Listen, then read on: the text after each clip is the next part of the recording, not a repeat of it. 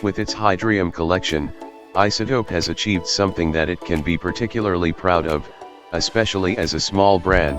It has created a new flavor of diving watches. With its robust yet compact case, prominent bezel, cleverly tucked-in crown, short lugs, and smooth case sides, the Hydrium differs from all those other diving watches.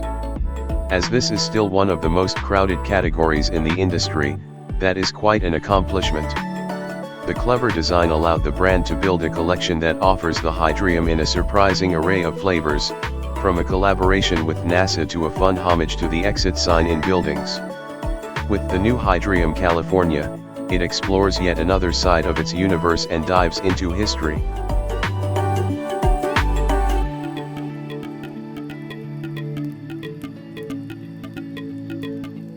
This watch is an ode to the so-called California dial, which combines Arabic with Roman numerals. Initially, this type of dial was called a no-error dial, as it made it easier for divers to read the correct time under harsh conditions, as numerals couldn't be swapped.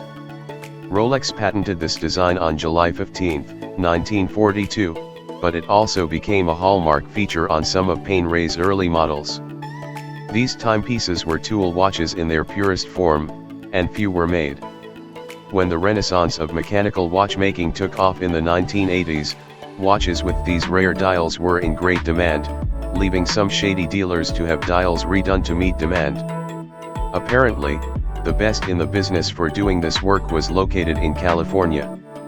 As experts tried to identify these fake dials, they soon started referring to them as California dials, which stuck and became the name for dials combining Roman and Arabic numerals.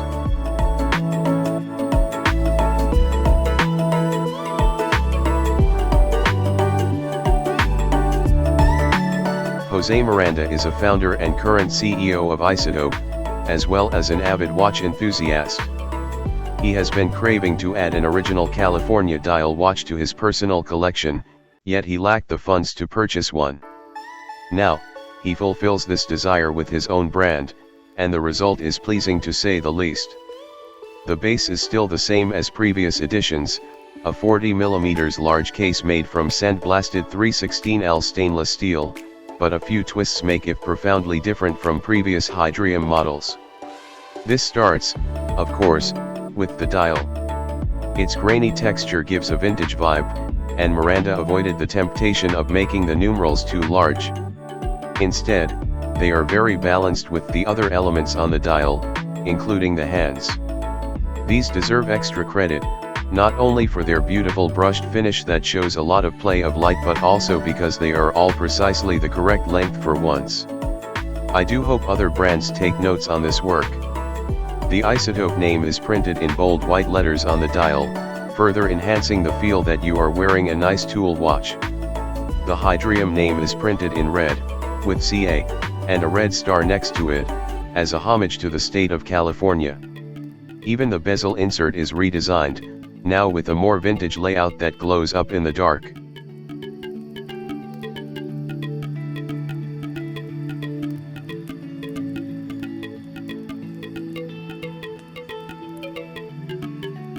For the rest of the watch, this Hydrium stays its pleasing self, with its Land-Air-on automatic movement that can be admired through the display back. It runs at 28,800 VPH and offers a 40-hour power reserve. The finishing of the movement is solid, and given the price point of the Hydrium California, perhaps even surprising, featuring blued screws, perlage, and Côtes de Genève. A quick-release FKM strap endorses the vintage vibe of this watch, while the well-made buckle enhances its wearing comfort. Isotope can also deliver the Hydrium California with a suede strap in tan, which is not water-resistant but looks very good. I must say that I also think that a brown alligator leather strap would look amazing on this Isotope. As always for Isotope, this version of the Hydrium a limited edition. Only 200 pieces will be made, with the price marked $1,146.